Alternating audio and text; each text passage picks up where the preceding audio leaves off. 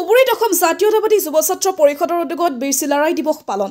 ধুবুৰী জিলা যুৱ ছাত্ৰ পৰিষদৰ উদ্যোগত ধুবুৰীত ব্ৰহ্মপুত্ৰ পাৰত অৱস্থিত চিলাৰায় উদ্যানত উলহ মালহেৰে জাতীয় বীৰ চিলাৰায়ৰ 515 সংখ্যক জন্ম জয়ন্তী দিনজোৰা কাৰ্যসূচীৰে পালন কৰা হয়। ৰাতিপুৱাৰ ভাগৰ কাৰ্যসূচী মতে পতাকা উত্তোলন কৰে ধুবুৰী জিলা যুৱ ছাত্ৰ পৰিষদৰ সভাপতি ভাস্কৰ বৰুৱাদেৱে আৰু শ্বহীদ তৰ্পণ কৰে সাধাৰণ সম্পাদক ঋষিকেশ ৰায় ডাঙৰীয়াই। লগতে জাতীয় মহাবীৰ চিলাৰায়ৰ প্ৰতিমূৰ্তিত মাল্য প্ৰদান, বন্তি প্ৰজ্বলন আৰু শ্ৰদ্ধাঞ্জলি নিবেদন কৰে অসম জাতীয়তাবাদী যুৱ ছাত্ৰ পৰিষদৰ কেন্দ্ৰীয় কমিটিৰ উপদেষ্টা শ্ৰীযুত হেমেন চক্ৰৱৰ্তী ডাঙৰীয়াই। শ্ৰদ্ধাঞ্জলি অনুষ্ঠানত উপস্থিত থাকি শ্ৰদ্ধাঞ্জলি প্ৰদান কৰে শ্ৰীযুত মনীন্দ্ৰ ৰায়, উপসভাপতি ধুবুৰী জিলা যুৱ ছাত্ৰ পৰিষদ, শ্ৰী উদয়ন চক্ৰৱৰ্তী সভাপতি, শ্ৰী জাকিৰ হুছেইন ডাঙৰীয়া বিশিষ্ট বুৰঞ্জীবিদ তথা ধুবুৰী সাহিত্য সভাৰ সম্পাদক। ৰাতিপুৱা 11 বজাত স্কুলীয়া ছাত্ৰ ছাত্ৰীৰ মাজত দুটা শাখাত মুকলি চিত্ৰাংকন প্ৰতিযোগিতাৰ আয়োজন কৰা হয়। প্ৰতিযোগিতাখনিত বিচাৰক হিচাপে উপস্থিত থাকে বিশিষ্ট চিত্ৰশিল্পী শ্ৰী দীপাংকৰ বৰাল, শ্ৰী শ্যামল ঘোষ আৰু শ্ৰী কমল দাস। পিছত বিজয়ীসকলৰ মাজত বঁটা বিতৰণ কৰা হয়। সন্ধিয়া 5:30 বজাত জাতীয় মহাবীৰৰ প্ৰতিমূৰ্তিত বন্তি প্ৰজ্বলন কৰে শ্ৰী গোপাল চন্দ্ৰ সাহা ডাঙৰীয়াই। সদশেষত অনুষ্ঠানৰ সমাপ্তি ঘোষণা কৰা হয়। ধুবুৰীৰ পৰা ৰঞ্জিত ঘোষৰ report, north east frontier news. সমিতিৰ উদ্যোগত জাতীয় মহাবীৰ চিলাৰায়ৰ 515তম জন্ম জয়ন্তী আমি দিনজোৰা কাৰ্যসূচীৰে ইয়াতে ঐতিহাসিক মহাবাহু ব্ৰহ্মপুত্ৰৰ বাকৰিত চিলাৰায় উদ্যানত উদযাপন কৰিবলৈ লৈছোঁ। 1988 চনতে জাতীয়তাবাদী যুৱ ছাত্ৰ পৰিষদ ধুবুৰী জিলা সমিতিৰ উদ্যোগত এই মহাবাহু ব্ৰহ্মপুত্ৰৰ বাকৰিত জাতীয় মহাবীৰগৰাকীৰ প্ৰতিমূৰ্তি আমি স্থাপন কৰিছোঁ আৰু 1988 চনৰ পৰা আজিৰ তাৰিখলৈকে আমি এই মহান বীৰগৰাকীৰ জন্ম জয়ন্তী উদযাপন কৰি আহিছোঁ। আজি এইবেলি 2515তম জন্ম জয়ন্তী জাতীয় মহাবীৰ চিলাৰায়ৰ।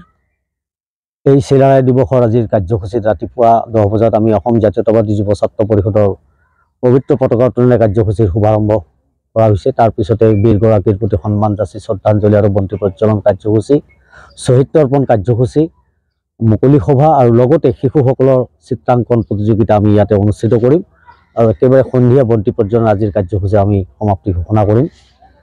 1988 চনৰ পৰাই যি বীৰগৰাকীৰ প্ৰতিমূৰ্তি স্থাপন কৰা হৈছে আৰু তেতিয়াৰ পৰাই আমি জাতীয়তাবাদী যুৱ ছাত্ৰ পৰিষদৰ ধুবুৰী জিলা সমিতিয়ে এই দিৱসটি উদযাপন কৰি আহিছোঁ।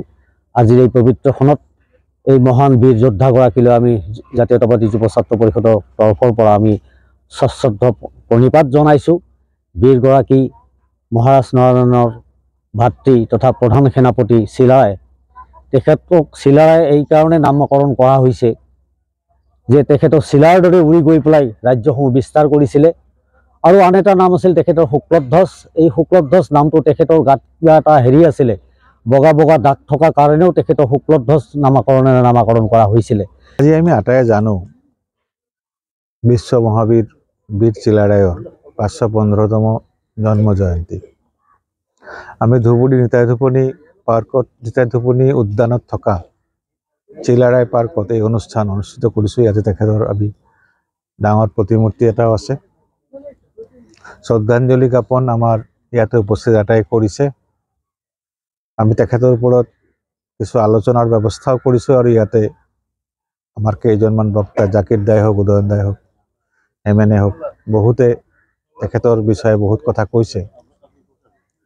মোৰ এটাই ক'বলগীয়া কথা হ'ল, বিশ্ব মহাবীৰ চিলাৰায় এটা জনগোষ্ঠীৰ নেতা খালী নহয়, নামনি অসমৰ তেখেতে এজন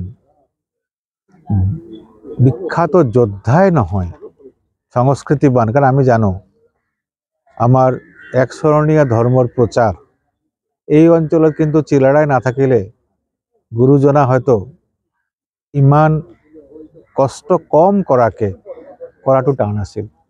চিলাৰায় তেখেতক যথেষ্ট সহযোগিতা কৰিছিল, এইখিনি ইতিহাসৰ পাতত আমি পঢ়িছোঁ। গতিকে চিলাৰায় জ্ঞানী গুণী ব্যক্তি আছিল, সমাজ সংস্কাৰক আছিল, তেখেতে এজন যথেষ্ট বুদ্ধিমান যোদ্ধাও আছিল, সেইখিনি আমি জানো। মোৰ ইচ্ছা থাকিব ভৱিষ্যতে আমি এই অনুষ্ঠানবোৰ আৰু বহলাই যাতে কৰিব পাৰোঁ, বেছি মানুহক ইনভলভ কৰি আমি যাতে কৰিব পাৰোঁ। আমাৰ এই অঞ্চলৰ বীৰ গাথা তথা জ্ঞানী গুণী মানুহ আমাক যি তেখেতসকলৰ কৃষ্টি সংস্কৃতি দি গৈছে, যাতে বহিৰ্বিশ্বতো আমি বিয়পাই দিব পাৰোঁ। তাৰ মানে যিমানখিনি কৰিব লগা আছে আমি আটাইয়ে মিলি একেলগে থাকি যাতে কৰিব পাৰোঁ, তাৰ এটা প্ৰয়োজনীয়তা আছে। সেইখিনিয়ে মোৰ মূলতঃ ক'ব লগা আছে।